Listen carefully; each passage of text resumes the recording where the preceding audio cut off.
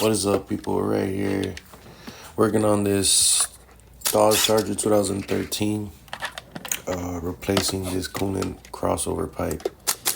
I'm pretty sure the only thing you're probably just gonna need is a 10mm socket, some pliers, tweezers, whatever you may use to undo a hose clamp. And yeah, this is more of a visual example. A lot of my videos are mostly majority visual examples, not how to do videos. But not until I get quite of a setup or a proper garage. But until then, we're gonna do it like this.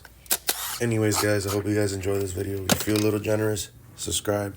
Little example videos just so you guys would know what to expect when doing this kind of job.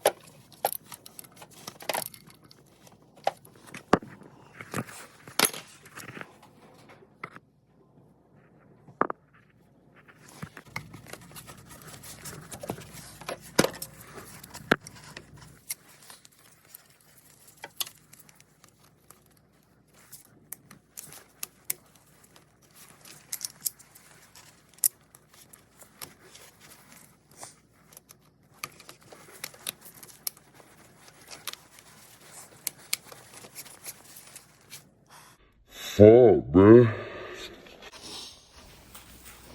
Damn. Yeah, we're gonna end it right here. And we just needed to set that clamp and then top it out with coolant, and we're good.